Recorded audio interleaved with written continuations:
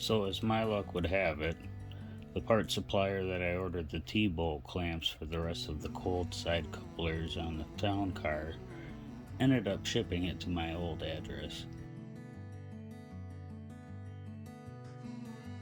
So last Saturday I spent the morning driving down to Ludington.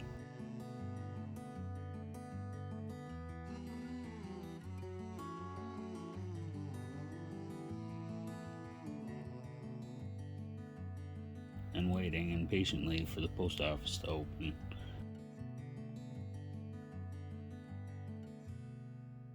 So that way I could get my T-bolt clamps. And then we could head up and spend the rest of the day with our four-legged friends. Monday morning, the UPS man finally came through with a brand new intake for the town car, which meant it was time to break out our fuel injector clinic injectors, our new billet fuel rails, and get them installed onto the new intake. With the injectors and fuel rails finally installed in the intake, it was finally time to get the intake put onto the car, for what I was hoping would be the last time. More on that later. With the intake installed, I moved on to getting the rest of the T-bolt clamps installed onto the rest of the intercooler piping, and then attempting to get the cooling system filled. Unfortunately, once I put my coolant evac tool on, I quickly realized that I had a leak. Luckily, it was just a loose fitting. With the cooling system filled, I moved on to removing the shifter and the shifter bracket out of the car so I could get the bracket painted. While waiting for paint to dry, I broke out the Holley Terminator kit to start getting a list of the sensors that I knew I still needed to get ordered. Tuesday brought more goodies in the form of our brand new Fuelab Spur Prodigy II fuel pump and fuel filter. Big shout out to Fuelab for hooking a guy up with the appropriate amount of swag as well. Since our fuel fittings and line are still waiting to come in the mail, figured we'd move on to getting the trans cooler mounted. Chose to mount it back where the factory muffler would go, being as there's no muffler there and there's a lot of room. Once I got it mounted, went ahead and bent up some 3/8 steel line, get it connected from the transmission back to the new location for the transmission cooler.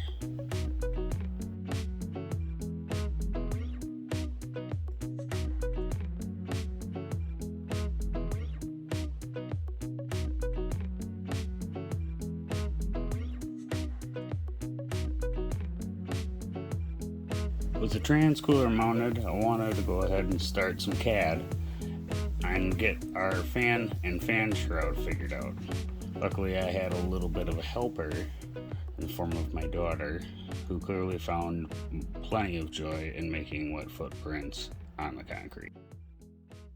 I thought that'd be a good opportunity to go ahead and put a camera in her hand. Check out that new shifter.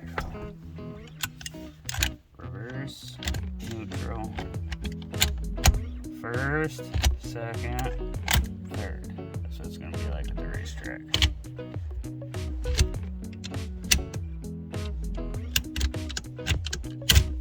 Fun.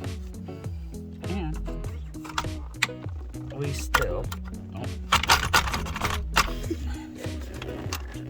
there's something stuck in there. I'm breaking it. Oh, I see it. This is stupid bolt. Ha! That worked. Yeah, you guys aren't supposed to be in there. But yeah, see it still. Oh, I mean, you know, it works.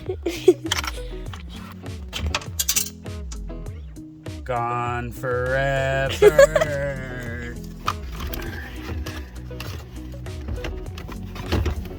Again, with the wall for crying in the mud. There we go. Now we got this here shift indicator on the bottom. That's definitely not going to be used anymore. I could probably go ahead and try to be gentle about it, or... A few moments later. So anyways, I just started cutting. There we go. Oh wait, look at how easy it is.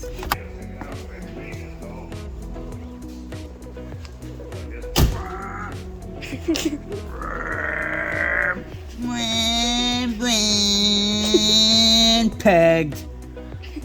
We're hauling. Now that the factory cluster is out, we can go ahead and use that to make a template so we can get our actual gauges as well as our Holly display mounted. But first, all of our fuel fittings and our fuel line finally came in, which means we can finally get around to getting the fuel system on this thing plumbed. Started by verifying that all of the fittings that we ordered fit into our regulator.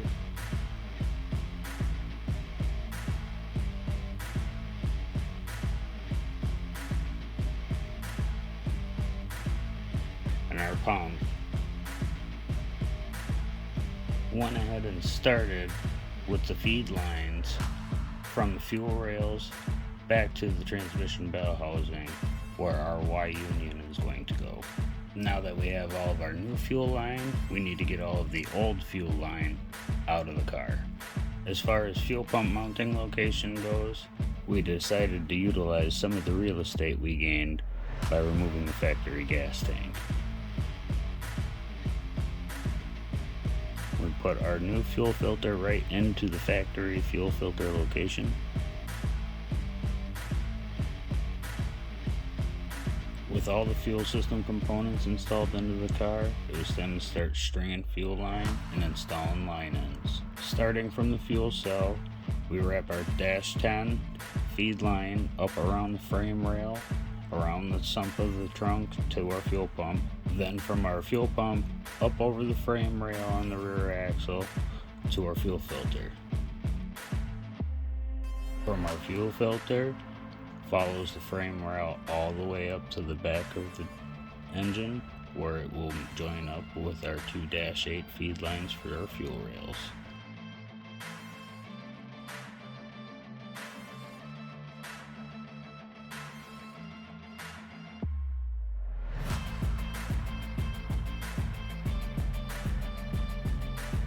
Next, plumbing the fuel pressure regulator right to the back of the fuel rails,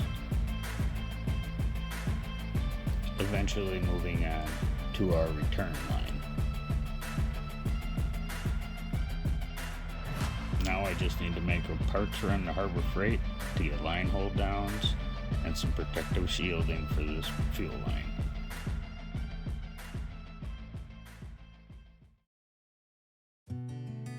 Mother Nature decided to hit us with some more snow, and Scott needed to bring his motor up to Tim Hikes's, so he asked to borrow the Expedition. So I used his truck and ran to Ludington Harbor Freight to get the supplies I needed.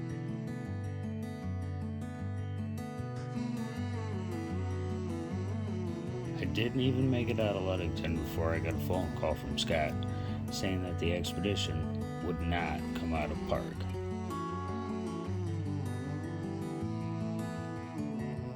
So I hightailed it from Ludington all the way up back to Manistee to see what was going on with my truck.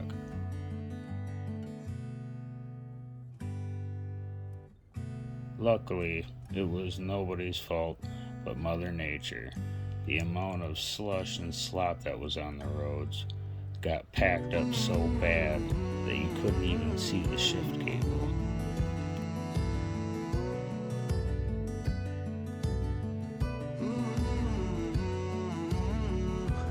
We thought it best to just leave it up in the air on the hoist in the shop and let it thaw out overnight. Saturday morning, the missus decided to come with to work on the car, at least while she wasn't catching up on her beauty sleep.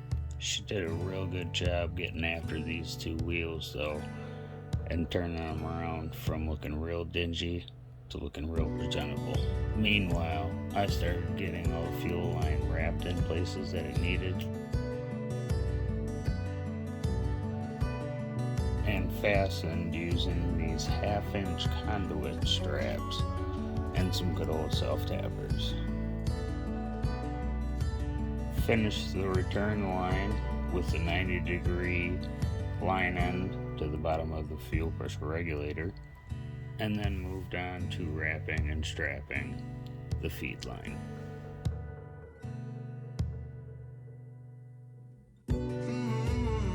Remember what I said about hoping I didn't have to take the intake back off? Turns out the coolant bypass on the intake that I bought did not have the provisions for a coolant temperature sensor. But making the best out of the situation, this gave me a chance to reroute the oil feed line from the back of the head under the intake up to the turbo. With the cooling system drained, I took the opportunity to also make a couple altercations to the lower radiator hose.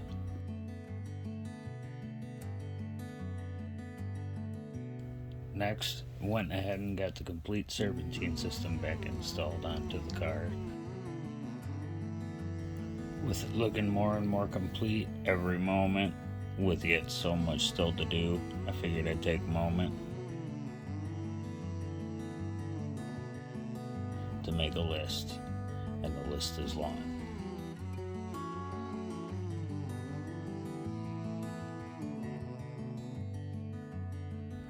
So I thought I would go ahead and try to start with something simple like hood pins, which turned into quite the ordeal.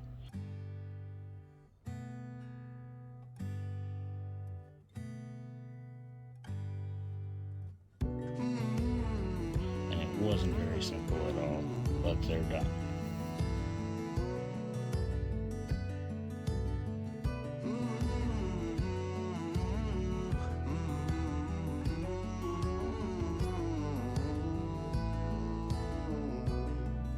With that fiasco dealt with, I wanted to move on to actually wrapping up the downpipe and the exhaust.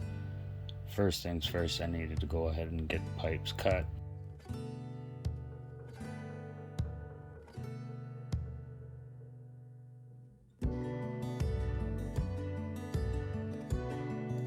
So that way I could get them mocked up into the car.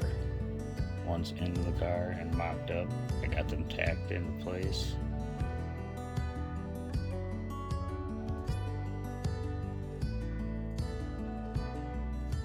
Then take it back out to finish weld, hit it with some header paint, and then finally get it installed for the last time.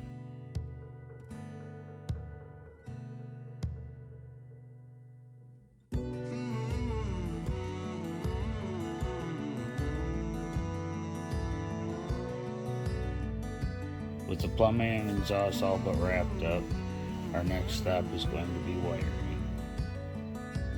And I gotta tell you, I've never installed a hot lead before, so this is going to be a bit of a learning